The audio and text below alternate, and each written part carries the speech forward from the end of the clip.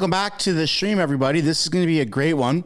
Trudeau is scheduled to be in the House today, as is Pierre. And given the events of yesterday, where the House Speaker abused his power in a way that we have never really seen before in Canadian Parliament, it seems like there's going to be a lot of tensions. So before we get into it, though, I want to encourage you to give a like. It's free.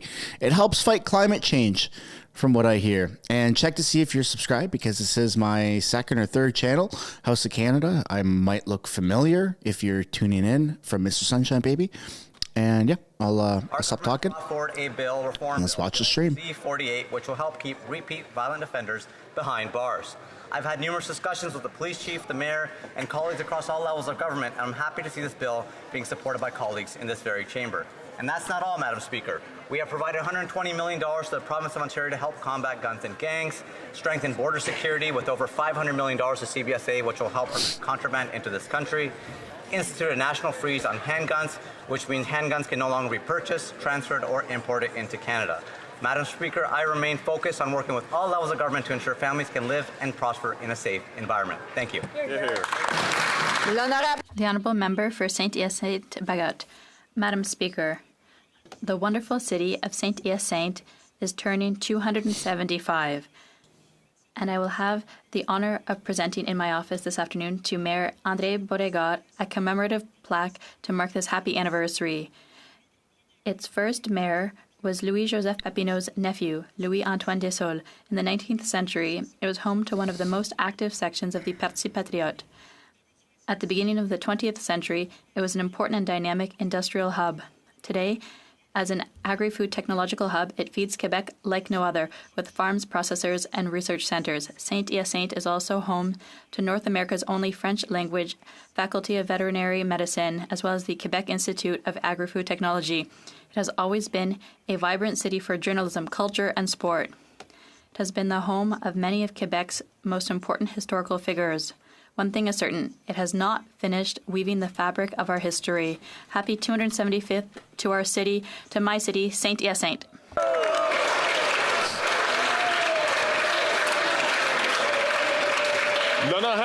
The Honourable Member for Sherbrooke. Thank you, Mr. Speaker. There he is, Mr. Corrupt himself. About a topic I know well, menopause. An important topic that is often neglected. It affects many women in our society. Menopause is a normal part of a woman's life, but it can have serious repercussions on her mental and physical health. During this time, women undergo changes that can manifest themselves through a number of symptoms, including mood swings, hot flashes, and sleep disturbance. What? Women with mood swings? These symptoms interfere with women's daily activities. Don't tell my wife I said that. Problems at work, in relationships, and with general well-being.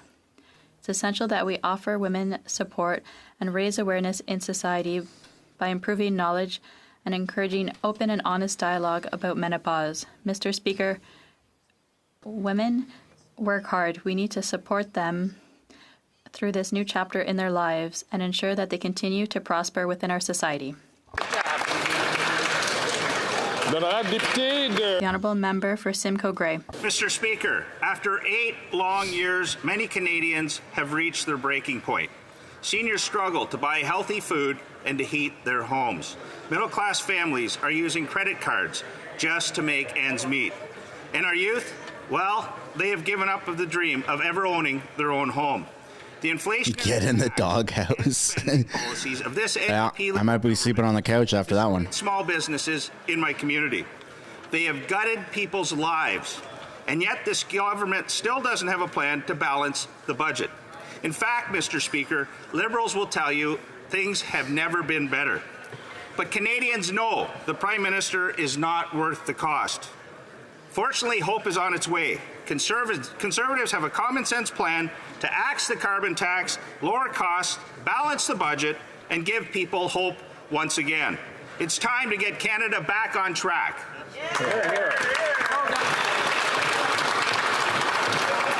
The Honourable Member for Brampton Centre.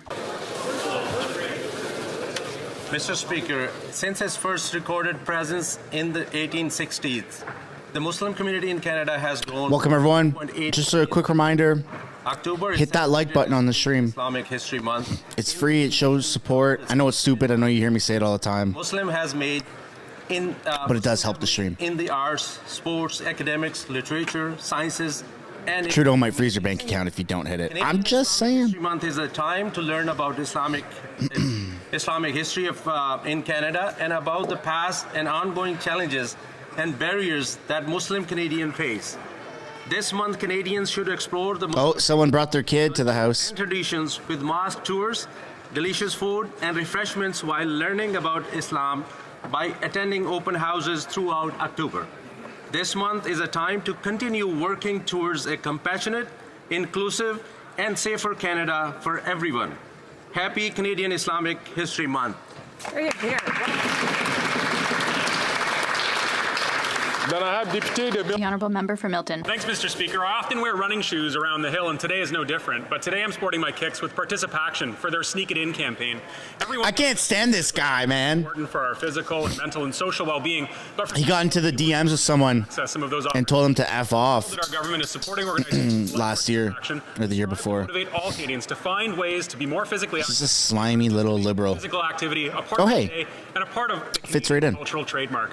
Our government's funding through the Community Sport for All initiative has allowed Participaction, the Canadian Parks and Recreation Association, Kids Sport, Jumpstart, and many other committed Canadian physical activity stakeholders to provide grants to community groups and teams that deliver organized sports to Canadians who might need a little bit of extra support in trying out some new activities or adopting a more active lifestyle. Whether it's through our support for Participaction's Participarks initiative, their National Community Better Challenge, Jumpstart's Champions of Community, Champions of Play initiative, or Kids Sports mission to ensure all kids can play, or the CPRA's Community Sport and Intervention, reaching each and everyone. Our government is proud to accept the challenge to help Canadians be more physically active, and I'll do a jumping jack because I've got one more second left. There we go. Wow! Actually went over his time. You're so fit! From Pitt Meadows, Maple Ridge.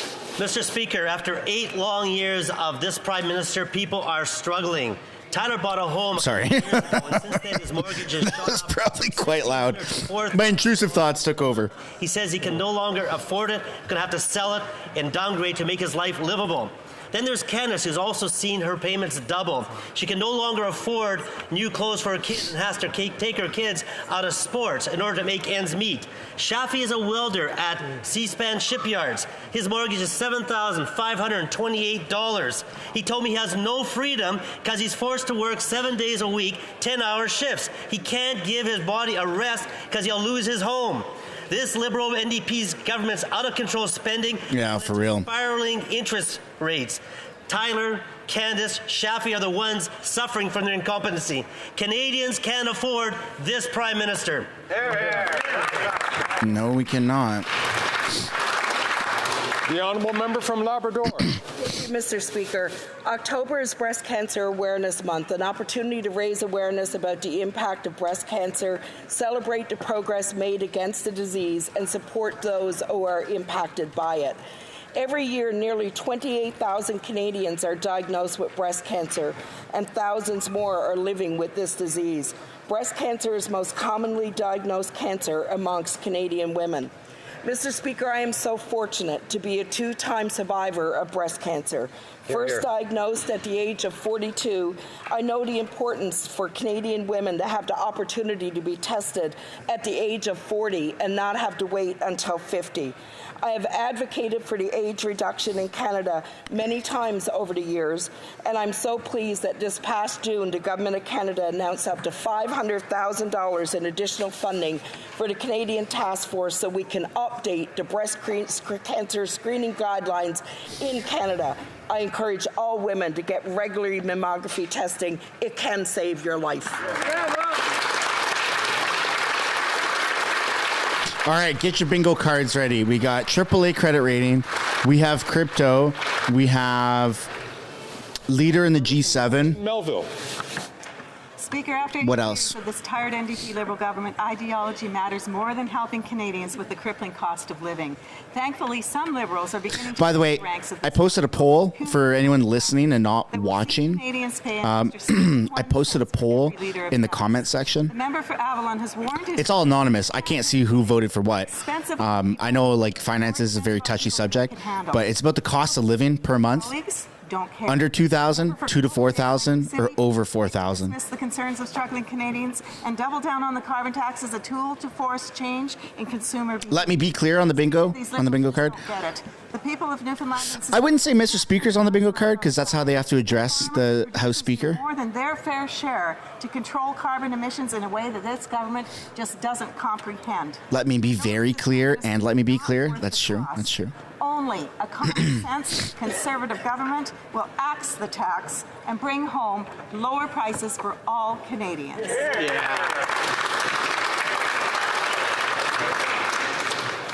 The honourable member from Prince Albert. Mr. Speaker, over the last 8 years, this government has borrowed, and borrowed some more. When questioning about their borrowing and the future impact it'll have on Canadians, their answer was, don't worry, interest rates are low. Well, Mr. Speaker, the chickens have come home to roost. This NDP Liberal government has leveraged the future of Canadians, and with deficits and inflation that are most certainly not in control. The impact this is having on Canadians is unreal, Mr. Speaker. By continuing to borrow like this, the NDP... It's Harper's fault. Add that to the bingo card. ...mandating unaffordability. People can't afford the grocery bills, their rent, or their mortgage payments. Walking into a grocery store, Mr. Speaker, shouldn't be the cause of stress and anxiety. Mr. Speaker, the reality is this Liberal NDP government doesn't understand budgeting. When will this government realize this Prime Minister is out of touch with Canadians and not worth the cost? The Honourable Member for Orleans. Mr. Speaker, today I rise to honor the passing of a resident of Orléans, Jean Bélanger, who dedicated his life to championing sustainability and responsible practices in Canada's chemistry sector, earning the prestigious Order of Canada for his pivotal role in founding Responsible Care. Locally, Jean was also a community builder, serving as a board member on the Shepherds of Good Hope. Internationally, he was recognized on the Global 500 Honor Roll for environmental... Just a reminder, folks, before question period starts, to hit that like button. His legacy is the We're on route to 1,000 live viewers. Let's try and get, 500 likes or something. To global standards for environmental, social, and governance practices within the chemistry sector. Thanks to the visionary leadership of Jean Bélanger and the Chemistry Industry Association of Canada, this year we mark 4 decades of responsible care. Let us reaffirm our dedication to safe and responsible industrial practices for a cleaner and more prosperous Canada. Merci. The Honourable Member for Algoma, Manitoulin, Kapuskasing. Mr. Speaker, recently the city of Elliott Lake lost a giant of a man who helped steer the city Madam through Speaker. some of its hardest challenges. George Forcu was a legendary community leader, born in Palestine. Oh, she's NDP? In Beirut and Lebanon. He and his family moved to Canada in 1959, settling in Elliott Lake. Carol Hughes is Madam Speaker, isn't she? Careers in Toronto, they eventually returned to Elliott Lake, where George became a pillar of the business community as owner of Algoma Chrysler. George was elected mayor of Elliott Lake in 1988 and led the city for a remarkable 17 years. His days as mayor was not easy. The closing of the uranium mines in the early 90s had a major impact on the local economy. But George saw a path to pivot the city from mining to retirement community. Yeah, she is. Yeah, she's in the economic model transition that allowed it to robes. not only survive but thrive. A model that other cities going through a major economic shift can look to for guidance. George, I, along with all Elliott Lakers, owe you a debt of gratitude. May you rest in peace.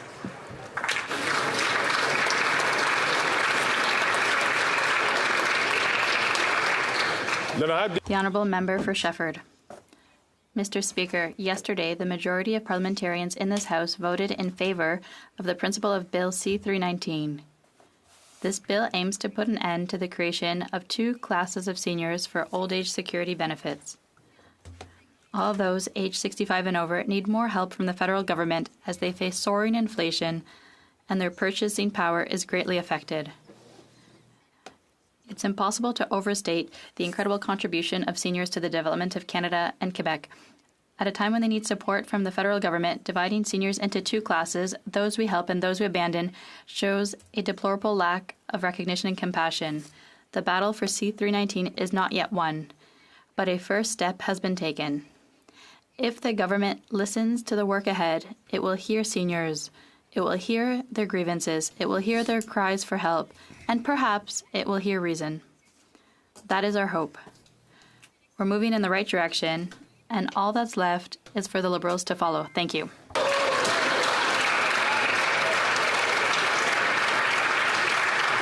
The Honourable Member for Brantford-Brant. Speaker, this NDP Liberal government favours insiders and friends rather than transparency.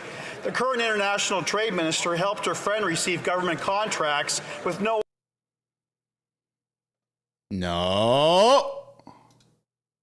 If the government listens to the work ahead, it will hear seniors. I swear to God. It will hear their grievances. It will hear their cries for help.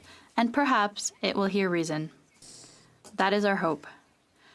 We're moving in the right direction, and all that's left is for the Liberals to follow. Thank you.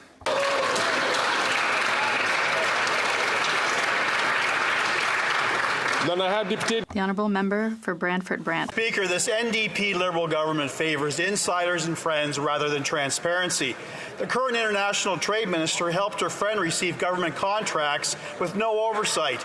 The current public safety minister granted a license worth $24 million to a company linked to his wife's cousin. The former finance minister and this prime minister pushed through an untendered contract worth more than $540 million with their good friends at the We Charity. The list goes on and on. And now with the $54 million ArriveScan app that's under police investigation. That's insane that it costs that much money. Offices of this government.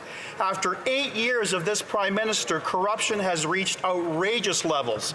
And what's his response? Covering up the mess by hiding documents and making it impossible for the RCMP to properly investigate. He is not worth the cost, he is not above the law, and he must cooperate with the RCMP. Yeah. Good job, Brock. The Honourable Member for Windsor-Tecumseh. Speaker, today I had the honour of hosting a Polish Youth Summit on Parliament Hill. Over 30 young leaders from across Canada gathered to talk about issues important to Polish Canadians, to discuss strategies for getting more young people engaged in politics. There are 1 million Polish Canadians in Canada. All right, we're getting very close, folks. Hit that like button if you haven't yet. And prosperous. For our Polonia, the torch is being passed to a new generation, and I'm excited for what the future holds. Let us remember it was young people who peacefully drove the Solidarity movement that brought democratic change to Europe. And this week, 70% of Poland's young people turned out and voted in the national election. Young people have the power to change the world. And I want to thank the Canadian-Polish Congress, the Polish-Canadian Business and Professional Association of Windsor, and the Embassy of Poland for working together to organize this summit and to empower Canada's young eagles. Thank you, Mr. Speaker.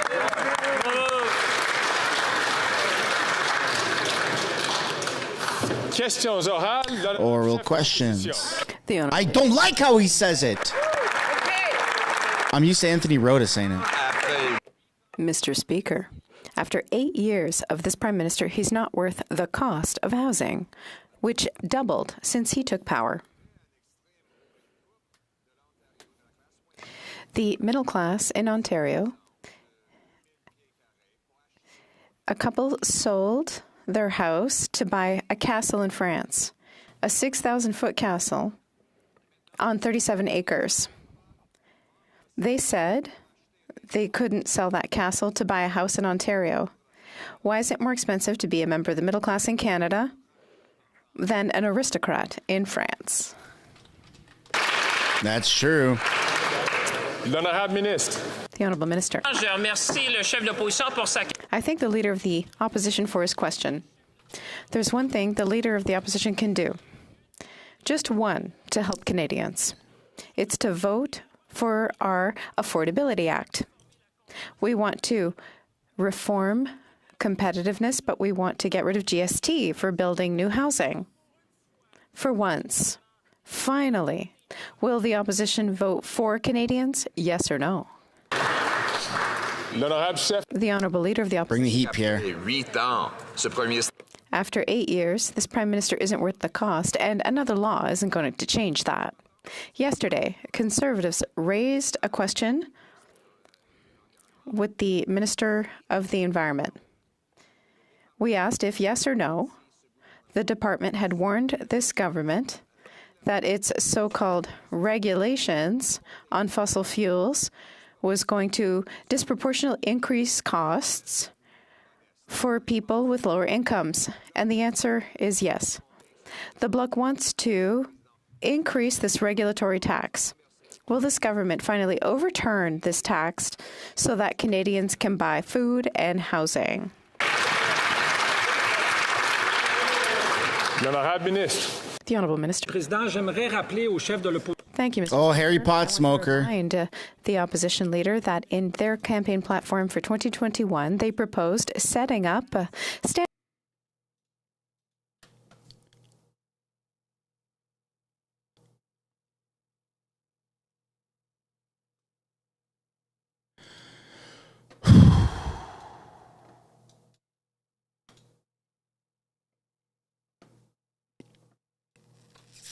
They now say they could never sell the castle and afford to move back to Canada. Why does it cost more to be a member of the middle class in Canada than to be an aristocrat?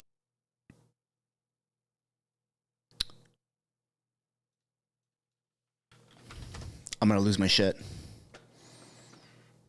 I'm gonna lose my fucking shit. There's one thing, Mr. Speaker, not many I agree, but there's one thing that the Leader of the Opposition can do for Canadians watching at home, Mr. Speaker, is to vote for the affordability bill, Mr. Speaker, that will empower more competition in this country, that will reduce GST in new... I'm sorry, folks. Speaker, will once from... This is right from the government website. Yes or no?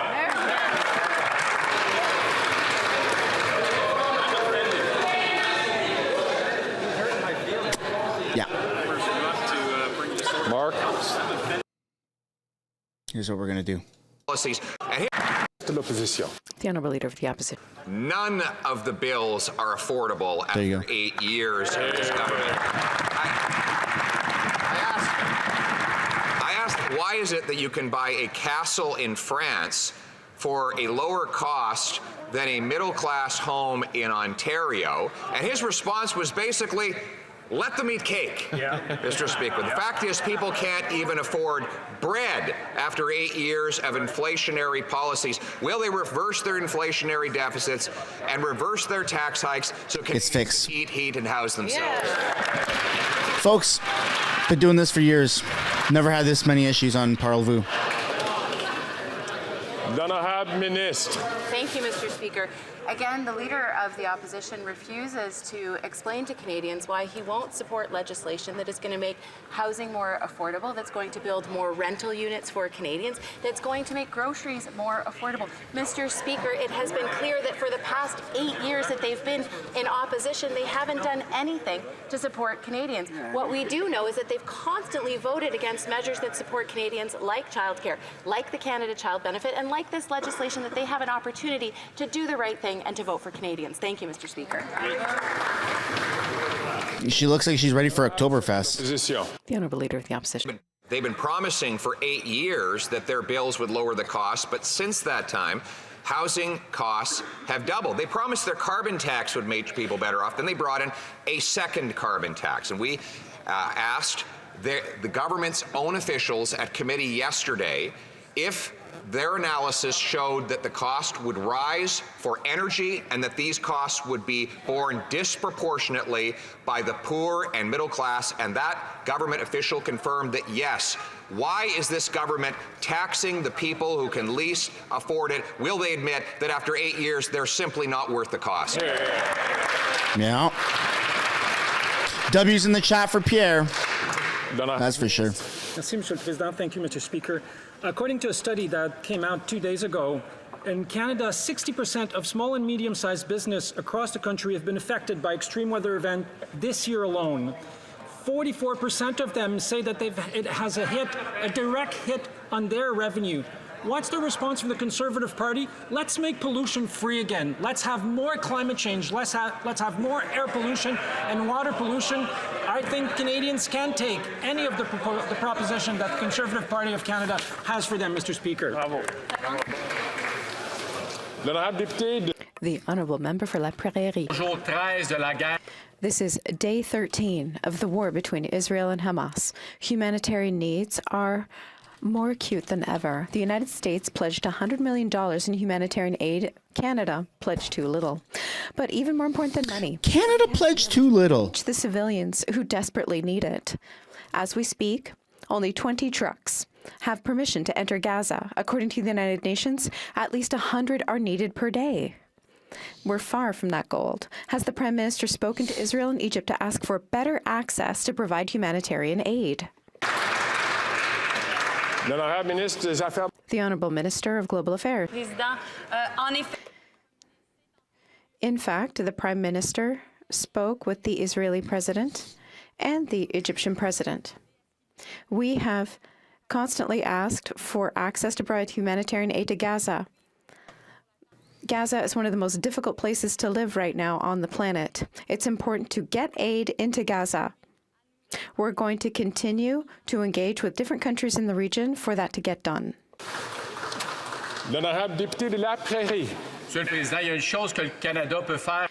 There's one thing that Canada can do on the world stage, and that's show humanitarian leadership. I know it's a lot to ask of Egypt in terms of opening its border to Hamas-occupied territory. I know it's a lot to ask of Israel when Hamas... No one wants the refugees. ...hostages. But humanity can only come from them. It can't come from the monsters behind Hamas. Humanitarian aid has to reach civilians. What's the Prime Minister doing to make sure that it gets done quickly? Bro, I swear to God, if Canada opens up a policy to bring people in from Gaza, the current humanitarian situation is deeply concerning for our government. You're going to have a lot of backlash. Victims of this tragedy. Canada's commitment to provide humanitarian aid remains unshakable. Getting aid to civilians is essential. We implore all parties to protect civilians and to, in all circumstances, maintain their commitments towards upholding international humanitarian law. L'honorable député de Burnaby-Sud. Toronto's housing crisis is out of control, worsened by the loss of thousands of affordable homes by grocery store CEOs. Liberal governments. Add it to your bingo card. Seekers were left homeless this summer while the City of Toronto had to carry the weight of housing them. This federal government promised $97 million in assistance, but Toronto hasn't received it yet. Why are all the Toronto Liberal MPs so ineffective and unable to convince their own Prime Minister to deliver Toronto the help they need? Yep.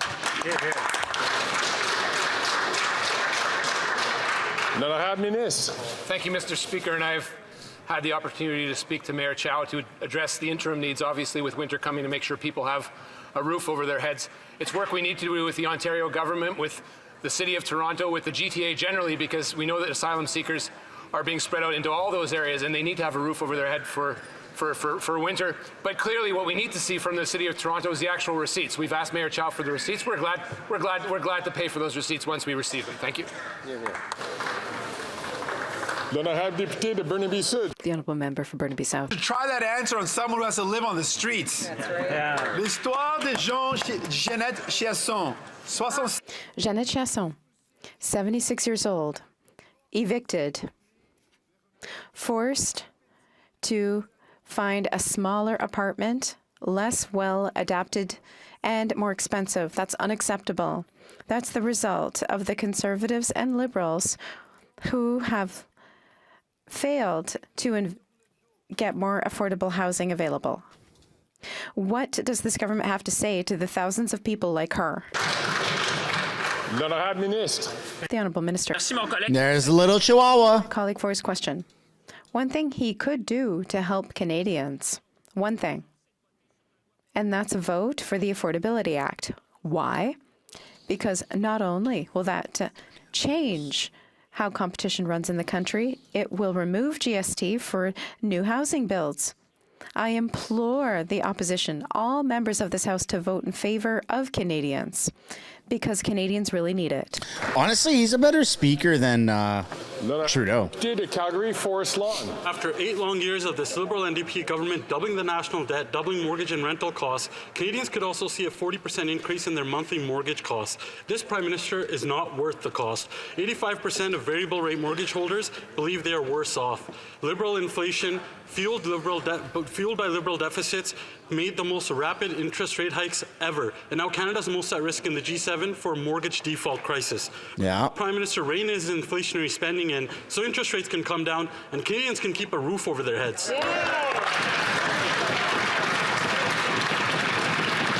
This financial crisis that's about to happen in the next 18 months is just scary.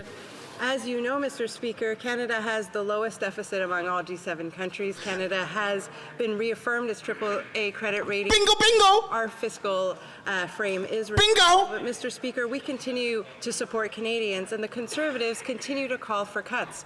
You see, Canadian families are relying on the supports that we provide, are relying on the Canada Child Benefit, are relying on their pensions, Mr. Speaker, and the Conservatives' plan is to cut all of those supports to Canadians who need them. Cross them off the list, folks.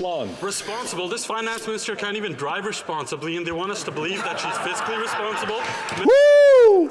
Uncomfortably close to broke, according to an MNP survey, with more than 50% of Canadians $200 away from insolvency. After 8 years of failed Liberal policies, they're just not worth the cost. There's young Canadians and fixed senior incomes living in their cars and under bridges in tents. That's the state of Canada after 8 years of their failed policies. Will this Prime Minister balance the budget, get inflation and interest rates down so more Canadians don't have to live out on the streets? That is how you get your point across. The Honourable Parliamentary Secretary. Speaker, I've been a member of Parliament since 2015. From day one, that side has pursued an austerity agenda. Canada Child Benefit, they want to cut it. Supports for seniors, they've never been there. Supports for businesses during the pandemic and since, they've never been there. We brought down taxes for small businesses not once, but twice. You shut down businesses. Every single time, Mr. Speaker. We're helping cities with public transit, with other infrastructure. They are not there. They're not worth the risk, Mr. Speaker.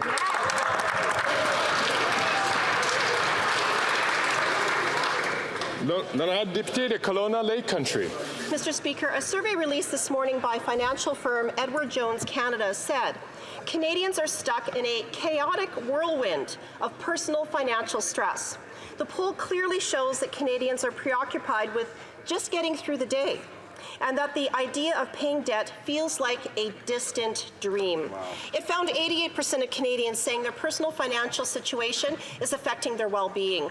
This Prime Minister is just not worth the cost. When will the Prime Minister stop his inflationary spending so people can take back control of their lives? Mm-hmm. The Liberals just don't care, man. L'honorable secrétaire parlementaire. Thank you very much, Mr. Speaker, and I invite the member opposite to listen to some of the testimony from experts at this morning's Finance Committee who refute those statements. But, Mr. Speaker, I would like to get back to the legislation that is before this chamber, because the Conservatives have an opportunity to help stabilize grocery prices across this country. That is legislation that they can vote on, Mr. Speaker, right now in order to support Canadians. It also includes a measure to help stimulate the construction of more homes across this country, Mr. Speaker. Another way the Conservatives can actually help Canadians. L'honorable député de Kelowna Lake Country. Well, Mr. Speaker, it's been 8 years, and what the Liberal member opposite is saying does not match the facts. The Liberal spending has increased inflation, which has increased interest rates. Right. A resident from my community said food prices have risen so quickly that she's been left to praying that her garden will be enough to supplement their household of 4 teenagers. You know, I used to hear from residents saying that they were hoping that they could save for a home one day, and now I'm hearing from residents saying that they're praying for a bountiful harvest to feed their family. Holy crap. It's just not worth the cost. When will the NDP Liberal government end their inflationary spending so people can feed their families? Here, here. Dude, groceries for a family of two should not cost $1,500 a month like it currently does. I'd like to thank our colleague for the question. I mean, we all feel for what she said, Mr. Speaker, but instead of having words, why don't we talk about action, Mr. Speaker? There is one thing that the opposition can do, Mr. Speaker. Not many, I agree, but there's one thing. They can vote for the affordability bill. If she really cares about the lady that she refers, why don't she convince her caucus to vote for the affordability bill so they can do something once for Canadians?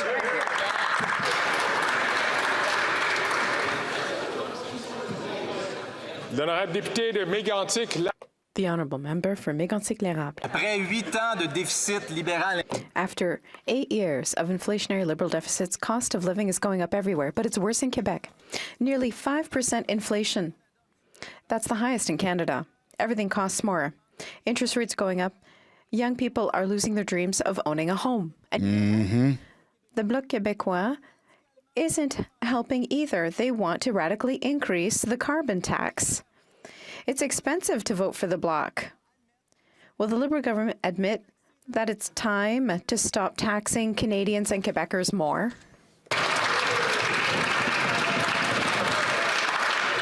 The Honourable Minister. Thank you, Mr. Speaker. I'd like to remind my honourable colleague that Quebec was the first to set up its own cap-and-trade system for carbon more than a decade ago, well before the federal government did it, well before the provinces did it. If my colleague has trouble understanding that system, I'd be happy to explain to him how Quebec's system is unique in Canada and one of the first in North America.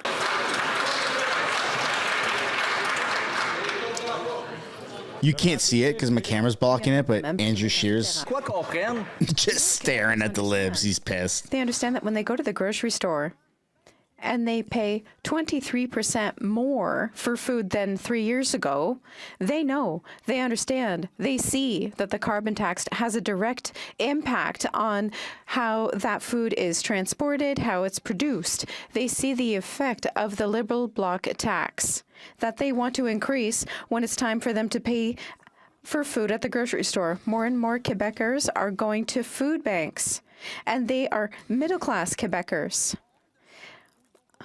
Are they not ashamed of this, or are they just going to keep taxing them?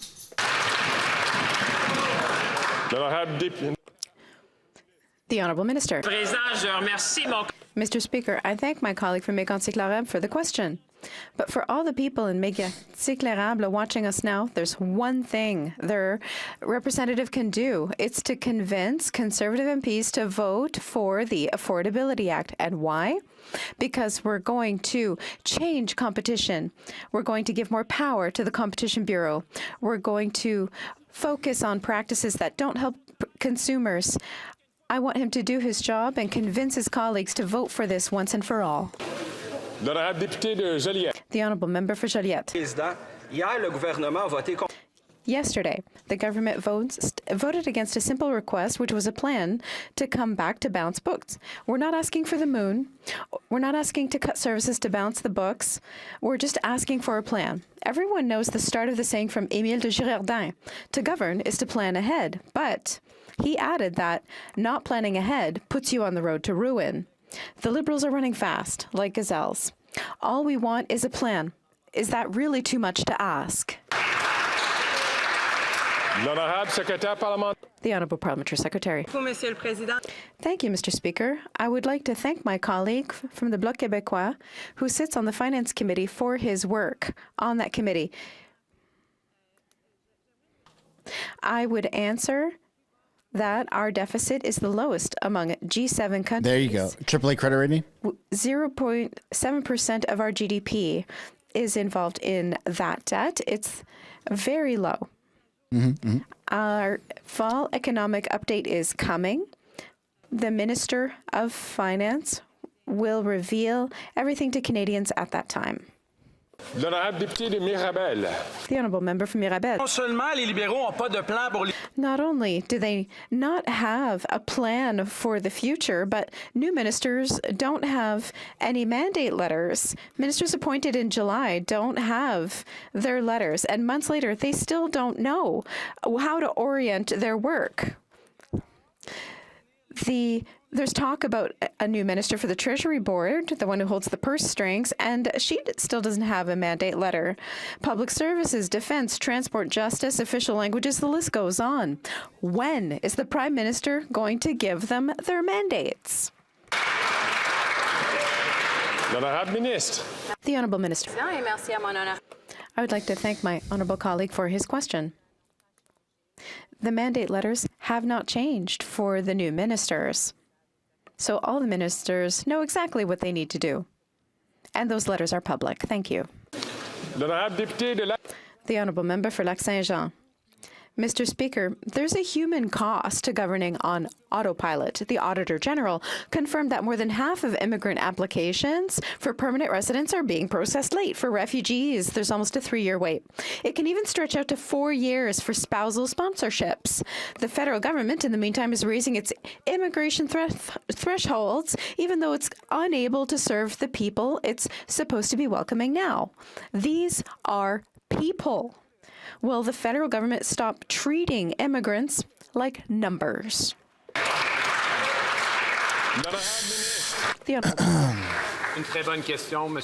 Our immigration policies do need to be revisited, though. What I would like to highlight is the Auditor General emphasized that a great deal of progress has been made. That's what we expect from the public service. There's been progress made between the date of the report and now, and that's what I expect. For refugees, we obviously need to do better. And when it comes to the digital transition, we're going to be making announcements in November. Thank you. After 8 years of this NDP Liberal government, Canadians are literally in housing hell. A Canadian couple with a 6,300 square foot mansion in France on 37 acres, if they sold it, they can't afford to move back to Fergus, Ontario. Wow. This NDP Liberal government is not worth the cost, and yet every day they stand up, puff up their chest to tell Canadians what a great job they've done. Why don't they stop gaslighting Canadians and admit they've broken housing in Canada? Pack your bags, man. We're moving to France. Mr. Speaker, if we're going to tackle the housing crisis, we have to work together and pursue agendas that are serious. This government has put forward a number of measures. For example, lifting GST on purpose-built rentals, period. That side is proposing a tax on the building of middle-class rentals. Shameful. Rentals for middle-class individuals and families, that construction would be taxed by that side. They also don't want to work with municipalities. Yeah, you tax the builders, not... On the table for that, they want to cut all of that. We need to build... Not the renters. Build more on this side, not with that approach. Man, why do the Liberals just seem so stupid? The Honourable Member for Dufferin-Caledon. The housing crisis is we should support more of their failed policies. That's their answer, Mr. Speaker. It's a special kind of incompetence. If you don't have a house, you can't afford it. If you have a house, you can't afford to keep it because interest rates are so high from their inflationary deficits. Mr. Speaker, and yet they keep spending and spending and spending, and interest rates go up and up and up, and Canadians are at risk of losing their homes. Will they get these inflationary deficits under control so Canadians actually don't lose their home? It's not that difficult to understand. The Honourable Parliamentary Secretary. Reminders, it's no problem. When they were in office, and that leader now, that opposition leader was the so-called Minister of Housing. If I could ask the member from Dufferin. No, you can't say nothing. To please let the parliamentary secretary respond. Zip it. This question. From the top, the honourable, honourable secretary. Corrupt politician. Mr. Speaker, the Harper government had put $300 million towards housing. You know how many homes were built, Mr. Speaker? Less than 100. At a time when it's clear that the lack of supply has created an increase, a vast increase in the cost of rent, this government is moving forward to build more, to help the private sector do exactly that. That side, as I just said, wants to tax the construction of rentals for the middle class. Shameful. On top of that, they don't want to work with municipalities to get the results we need. It's not a serious agenda. It's a reckless agenda on the other side.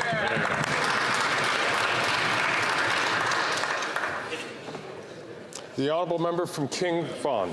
Mr. Speaker, after 8 years, this Liberal NDP government blew $1.5 billion on bureaucracy, and the homeless crisis has never been worse. A quarter of the homeless are seniors, and this is only an estimate. The real number is much higher. With ballooning interest rates, rising food costs, and the housing crisis, this Prime Minister is just not worth the cost.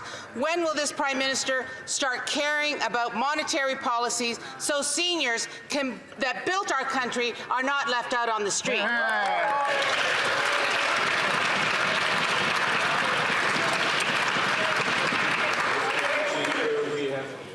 The Honourable Minister. Mr. Speaker, we've made significant progress to help seniors since 2015. And these efforts have reduced poverty for seniors over 65. The facts are the GIS increase helped lift 45,000 seniors out of poverty.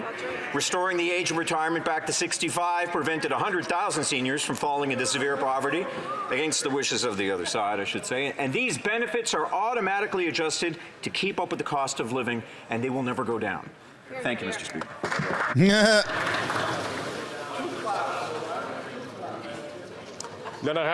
That's rich. Okaktitiyi First Nations for decades have screamed about the deplorable conditions they live in. Statistics Canada now Justin Trudeau promised clean water and infrastructure like 8 years ago. 2016. Under the Liberals, Indigenous peoples have no choice but to live in unsafe, overcrowded, and mold-infested homes. The $4 billion over 7 years towards urban, rural, northern housing is not enough. When will the Liberals act so that Indigenous peoples have safe homes to live in? In another 8 years. Mr. Speaker, since 2015, we've worked with First Nations partners to address the shocking and appalling housing gap that exists on First Nations. And you haven't done anything. 33,000 units of housing have been built or renovated since that time, Mr. Speaker. And we continue to invest in affordable housing, not just for First Nations people, but certainly for Indigenous people in urban, rural, northern communities. Mr. Speaker, compare that to the record of the Leader of Opposition. For $350 million, 99. This answer is saying Do better as a country, Mr. We've done enough. You're asking for too much. That's what the Liberals essentially just said. NDP is raking in billions in profits, yet their corporate rap sheet is a long list of disturbing allegations. Environmental damage, workers killed on the job, price fixing at the pump. But the blockbuster lawsuit in the state of Colorado is new. The Colorado indictment is clear. Suncor, quote, knowingly and substantially contributed to the climate crisis through intentional, reckless, and negligent conduct. My friends, this is the big tobacco moment for Suncor. So what will this minister do to hold this company to a court and make sure that they reduce emissions to protect our children's future?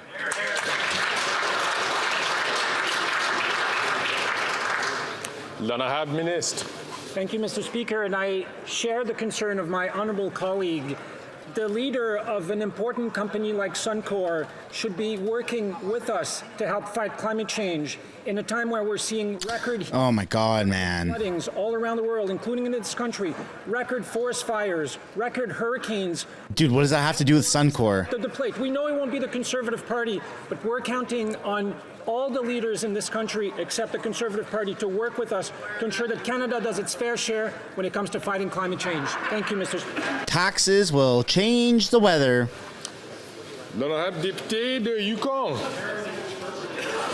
Northern communities already face higher costs of goods I will suck your blood. than Canadians in the South. And with high inflation, these costs are building even more. Our government, though, is taking action to support the middle class and those working hard to join it. This week, our government announced new measures to reduce costly banking fees for Canadians. Can the President of the Treasury Board please tell us, this House, how these new measures will help make life more affordable for Northerners and Canadians alike? Good question.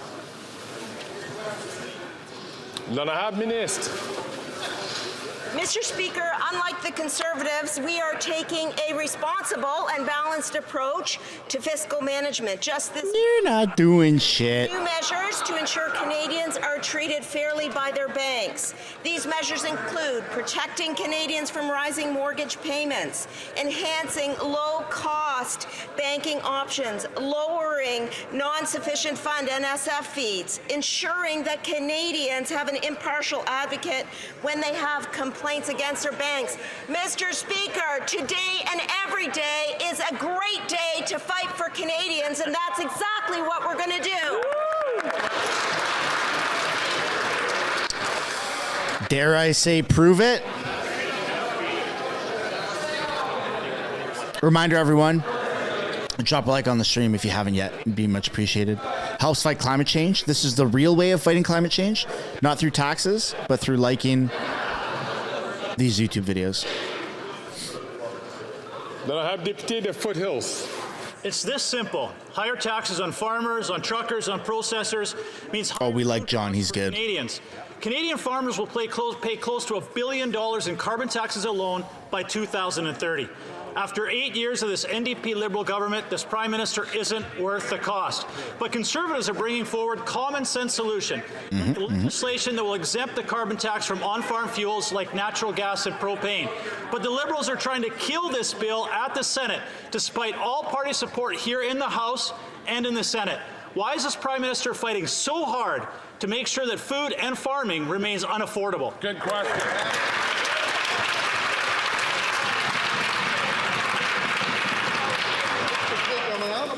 Minister. Hey, buddy, wake up.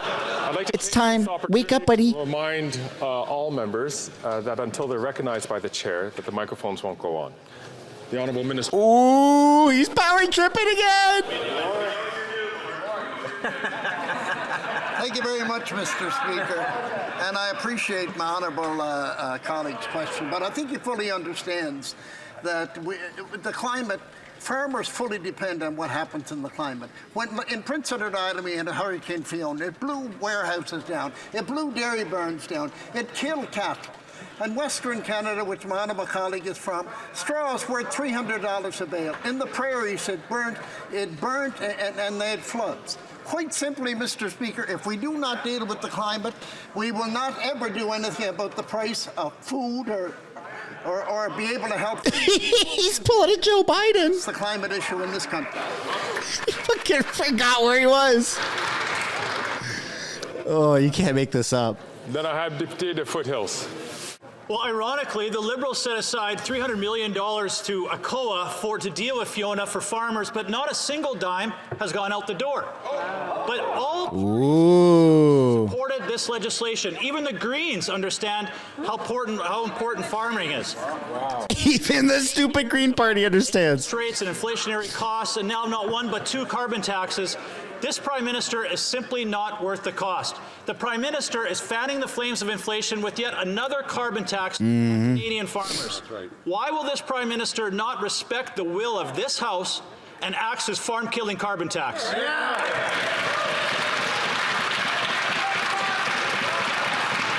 Guys, you can't make this up. This is hilarious. Oh, Pierre's barking. Pierre's barking. You can't. My camera's in the way. Thank you, Mr. Speaker. Mr. Speaker, my honourable Big Bertha is correct. Fiona did incredible damage, and I'm proud that as the minister responsible for ACOA, the Atlantic Canada Opportunities Agency, we did receive $300 million. $100 million of that has gone to small craft harbours. There was $40 million that has gone to Parks Canada. We now have a program on the table that is offering funding to build climate centres. I think there's $9 million left in the fund. I'd be glad to give the honourable member details. I'll get back to him on that. Thank you, Mr. Speaker. If I could just remind members, please, to restrict your comments to the time that you actually have the floor to ask either... Oh, what are you going to do? Another 20-minute speech? Question. The honourable member from Dauphin Swan River, Nipawin. Mr. Speaker, after 8 years as Prime Minister is not worth the cost. Canadians can't afford to drive their cars or heat their homes. But that doesn't matter to this NDP Liberal government. After forcing Canadians to pay costly carbon tax, they are plowing ahead with a second carbon tax. Earlier this week, the Minister's Department told the Environment Committee the Liberals knew that their clean fuel regulations would cost Canadians more. Will this government finally admit that their second carbon tax is not worth the cost?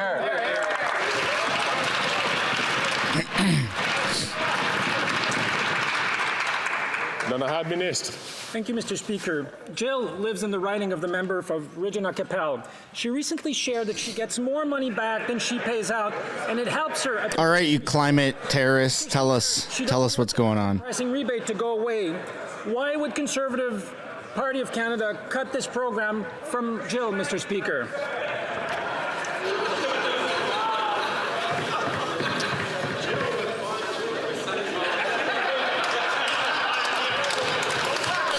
Yeah, the Conservatives are just having a great time.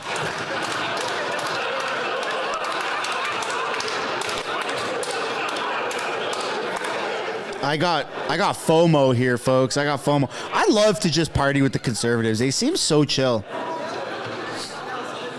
They seem so fun. I want to be down on the floor laughing with them.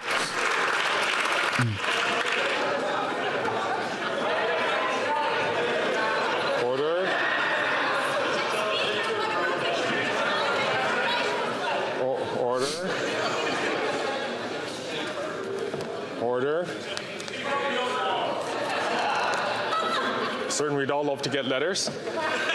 The honourable member from Dauphin, Swan River, Nipawin. Mr. Speaker, these are the words from the government's own impact assessment on their clean fuel regulations. Quote, the regulations are estimated to increase the price of gasoline and diesel.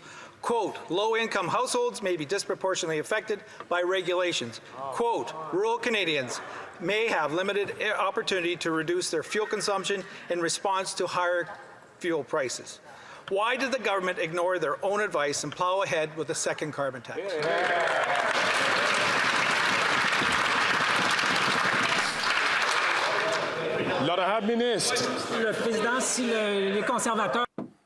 If the Conservatives have a problem with my accent in English, I'll answer in French.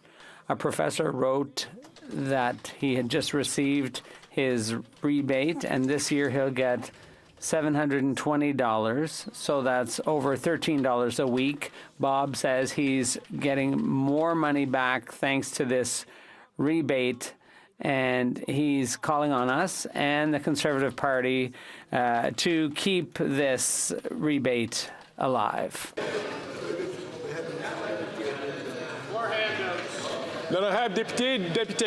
The honourable member for Abitibi-Témiscamingue. Thank you, Mr. Speaker.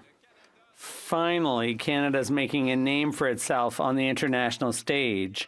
Canada has been nominated for the Anti-Noble Purpose Award by a Connecticut university for its refusal to hold a public inquiry into sexual misconduct in sports. The federal government has... That's how Canada's making a name. Really? You dumbass block. Swap out the Minister of Sports, but they didn't have time to launch the inquiry to ensure the safety of athletes, especially women. It was already a disgrace, and now, with this award, it's an international disgrace. When will the government launch a public inquiry? Never mind the blackface. Never mind the Nazi. Never mind pissing off India. Mr. Speaker, I'd like to thank my colleague, my honourable colleague, for that question and for his work on this very important issue. It is crucial to proceed with systematic reforms to the culture of sports. Our sports system involves our children, and we expect leaders and coaches and so on to be accountable. A lot of work has been done, and there's still more underway. Thank you very much, Mr. Speaker. The honourable member for Abitibi-Témiscamingue. Thank you, Mr. Speaker. It's always the same with the Liberals. They make announcements when they feel the heat, and then they drop the ball. It's been a year since the former Minister of Sports promised a public inquiry into sexual misconduct in sports. After a year of inaction, the Prime Minister didn't find fault with her. He promoted her. Mr. Speaker, Canada could have been a world leader in the fight against sexual misconduct in sports, like it has been in fighting doping. Instead, Canada gets nominated for an Ig Nobel award. Mr. Speaker, when is this government going to get to work for the victims? None ahead. The Honourable Parliamentary Secretary. Thank you, Mr. Speaker. And once again, I'd like to thank my colleague for the question. We have undertaken the work to create a safe sports framework in Canada. We're taking steps around sporting safety, including the Office of the Sports Integrity Ombudsman, and also to make it easier for victims to report abuse. Canada is a leader, Mr. Speaker, in making Canada's sporting system safer. Thank you. The Honourable Member for Louis Saint Laurent. Mr. Speaker, after 8 years of Liberal government, everything is more expensive. And the Liberal government, with the enthusiastic support of the Bloc, has invented and implemented a second carbon tax. And that's why, Mr. Speaker, a vote for the Bloc will cost you. And now the department admits it hasn't... That's why even the French Conservatives are saying that. So transit is an example. Can the Bloc explain why they agree with this second carbon tax?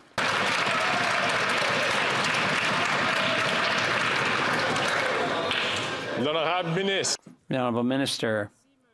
Thank you, Mr. Speaker. I'd be pleased to explain to my honourable colleague that Quebec does not have a carbon tax. They use a cap-and-trade system. And the standard for clean fuels that we implemented was one of the Conservative commitments in the 2021 election campaign. The difference is they only talk about it, whereas we here on this side, we do things. The Honourable Member for Louis Saint Laurent. Mr. Speaker, I'd be happy to explain to the Minister that the first Liberal carbon tax does have impacts in Quebec because things bought from outside Quebec are affected by the carbon tax. And there's not that much transit in regions versus Montreal, but the fact is that Quebecers are going to have to pay the second carbon tax when it comes to transit. How does the government explain that to people? Good luck explaining it.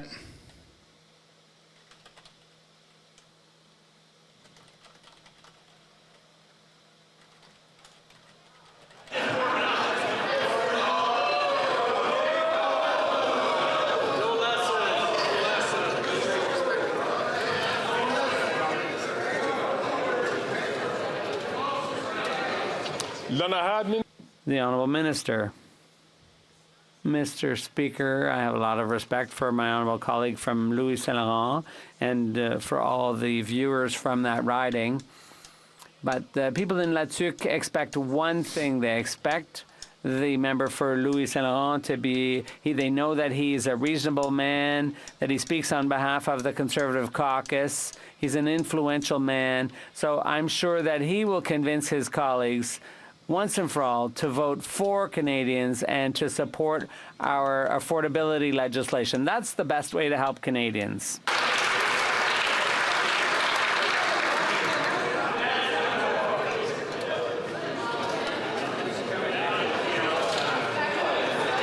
À l'ordre. Collègues. Order, colleagues. The Honourable Member for Lévis-Lotbinière. Mr. Speaker, after 8 years of this Liberal government, they go and introduce a second carbon tax without even assessing regional impacts. With the help of the Bloc Québécois, who want to radically increase this carbon tax, voting with the government twice, the Bloc isn't thinking about Quebecers who are struggling to make ends meet. A vote for the Bloc will cost you at the grocery store, at the pumps, and when you're looking for a roof to put over your head. Mr. Speaker, this Liberal government is washed up. So why is the Bloc supporting the costly carbon tax that's hurting Canadians and Quebecers? Look at everybody, man. All the Conservatives are just standing up, clapping, having a great time.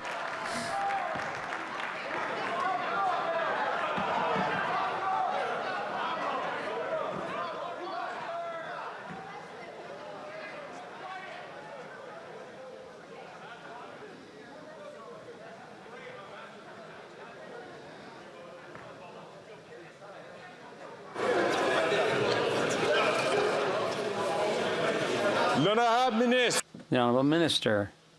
Mr. Speaker, I'd like to thank my colleague for his question, but what's hurting is the interpreter's ears, Mr. Speaker.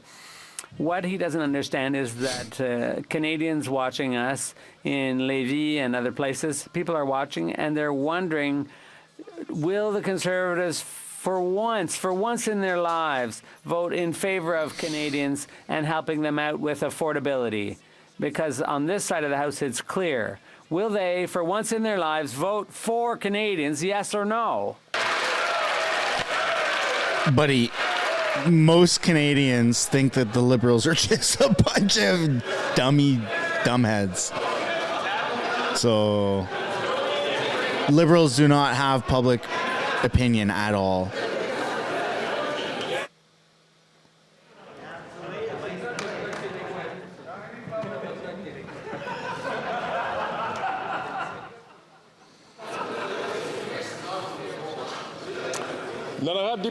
The Honourable Member for Lac Saint Louis.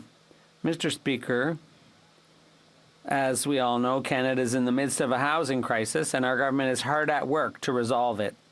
We've put forward Bill C-56 to kickstart new housing projects by eliminating the GST. But, as we speak, the bill is still being debated in the House, and the help for Canadians all across the country is getting held up. Can the Minister of Employment and Workforce Development tell the House how this bill will help Canadians who are hard hit by the housing crisis? Du logement. The Honourable Minister. Mr. Speaker, I'd like to thank my colleague for Lac Saint Louis for his question. Bill C-56 will accelerate housing construction all across the country and create quality jobs. And we know that investing in housing construction reduces inequalities, Mr. Speaker, and helps build strong communities. But once again, the Conservatives are filibustering and refusing to support this bill. They're against social development and against housing construction, or are they just caught up in their own political games and they can't see that Canadians need help? My question is, will they help Canadians, yes or no? Député de Wellington, Halton Hills. Mr. Speaker, Canada's closest intelligence allies have already clarified the record. This government has not. So I'm going to give the government an opportunity to correct and clarify the record. Will the government clearly state that the Israel Defense Forces and the State of Israel were not responsible for the explosion at the hospital in Gaza on Tuesday? Wow. That's right. Jagmeet and Trudeau were both very quick to the punch to blame Israel. Mr. Speaker, what happened in Gaza is absolutely devastating. She looks like she's ready for a movie. Israeli civilians are equal and must be protected. You've heard the Prime Minister earlier today. Canada and its allies are working to determine exactly what happened, and Canadians deserve answers. Joe Biden has already come out and said it was Hamas. Député de Cypress Hills Grasslands. Well, Mr. Speaker, after 8 years of this Prime Minister, Canada has lost its reputation as a world leader in energy production. No, Canada still dropped the ball, man. Liberals still dropped the ball. Business case for LNG. Qatar is now the supplier of choice for our G7 allies. This is the same Qatar that is housing the leadership of Hamas, the terrorist organization that is murdering innocent Israelis and Palestinians. Will the Prime Minister admit that there is not only a business case for LNG, but a moral one as well?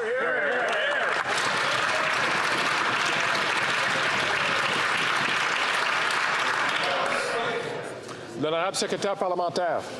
Mr. Speaker, it's just shameful to be drawing that type of theory when we're talking about such sensitive issues.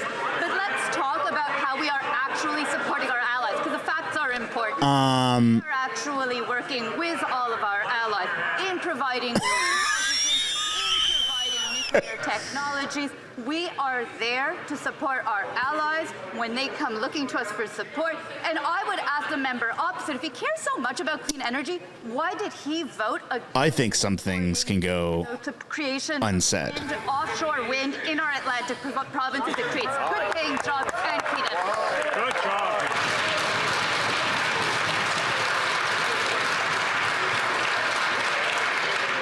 L'honorable député de... The comments. At least $38 million of a $1 billion green slush fund is under investigation for conflicts of interest and gross mismanagement. It's another example of corruption and scandal, and Canadians want to know who got rich. After 8 years of this NDP Liberal government, we have whistleblowers who are seeking career and legal protection for bringing Canadians' attention to this latest example of government waste and abuse. This Prime Minister is simply not worth the cost. So Canadians want to know which BFF or family member or former staffer or Liberal lobbyist got rich. Yo, calm down in the comments. Calm down in the comments. Speaker, again, we need to rectify the facts, Mr. Speaker. I think there will be a number of small and medium-sized businesses in the country in the energy space and the environmental space which will be shocked by this comment, Mr. Speaker. What we did the responsible thing. The moment we had allegation of wrongdoing, Mr. Speaker, we hired an independent third-party expert to investigate. Once we got the result of the investigation, Mr. Speaker, we took action, Mr. Speaker, and we demanded from that agency, like we would demand from all agencies of the Government of Canada, to have the highest standard of governance. That's what Canadians expected. That's what we did, Mr. Speaker. L'honorable député de Nepean. Mr. Speaker, this week is Small Business Week. Small businesses employ about 10 million Canadians and contribute about 40% of the GDP. From Indigenous people to new Canadians, we have a dynamic entrepreneurs in my riding of Nepean with small businesses in technology to tourism sectors. I am glad our government has supported these local businesses. This week is an opportunity to celebrate them. Could the minister responsible for the Federal Economic Development Agency for Ontario tell the House how we are supporting our hardworking small business owners and entrepreneurs across Canada? L'honorable ministre.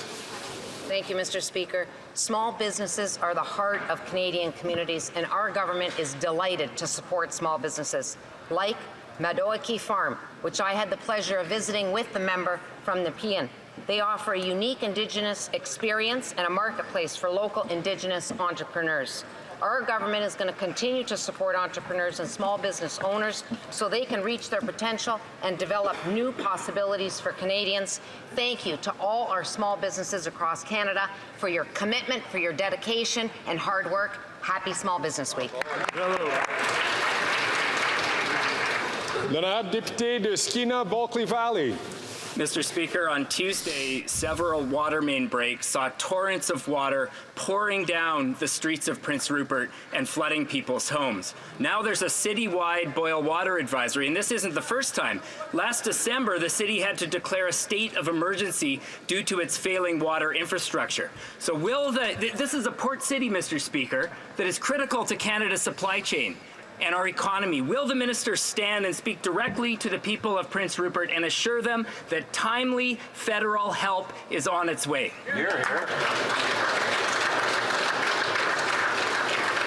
course, the member understands that all questions and answers should be directed through the chair. The honourable. Oh yeah, you'd like that, wouldn't you, Mr. Power Trip? Honourable member for the question, an important question at that. We know the people of Prince Rupert are facing serious water challenges, and we're closely monitoring the situation. Through the Disaster Mitigation and Adaptation Fund, we're helping communities protect their critical infrastructure while reducing long-term costs associated with replacing infrastructure following natural disasters. The Minister has been working with Mayor Pond as well as the province on Prince Rupert's application through the fund to address its water challenges. We will always have the backs of the people of Prince Rupert, and we'll share more on this as soon as we can. Thank you, Mr. Speaker. L'honorable député de Kitchener Centre. Mr. Speaker, through the height of the pandemic, small businesses in my community, from Big Bliss Yoga to Full Circle Foods, did all we asked of them. Now, during Small Business Week, they need more than a selfie. They need time to ensure before what they thought was a grant will get turned into another loan they'll have to repay, and 18 days previously announced isn't good enough. If this government's got $30 billion for a pipeline that's only going to accelerate their own extinction, will they not step up for small businesses when they need it the most? That was a bit of a tongue twister for you, eh? L'honorable secrétaire parlementaire. Thank you, Mr. Speaker. We understand the struggles that many small business owners had during the pandemic and that many continue to face. That is why we are offered additional flexibilities for small business to repay their CEBA loans. This includes a full 1-year extension on the term loan repayment deadline, more flexibility on refinancing, and more time, Mr. Speaker, to access the loan forgiveness, which is both a balanced and a fiscally responsible approach. Thank you, Mr. Speaker. Et ça met fin à la période des questions orales. And that's all the time that we have. L'honorable député de. We're not watching the rest of this garbage. Wow. So, I don't know why Trudeau is not there. He was scheduled to be there. But that's where we're going to end it. Hello. That's where we are going to end this stream. Thank you, everybody, for tuning in. I'd like to encourage you one last time to give a like. Just check to see if you're subscribed. I know you hear me say it a lot. It does actually help, which is why I do say it. And yeah, we'll see you same time tomorrow. Peace and love, everybody. Enjoy the rest of your Thursday. I had to check my watch to make sure what day it was. Days are getting blended together. All right. Bye for now.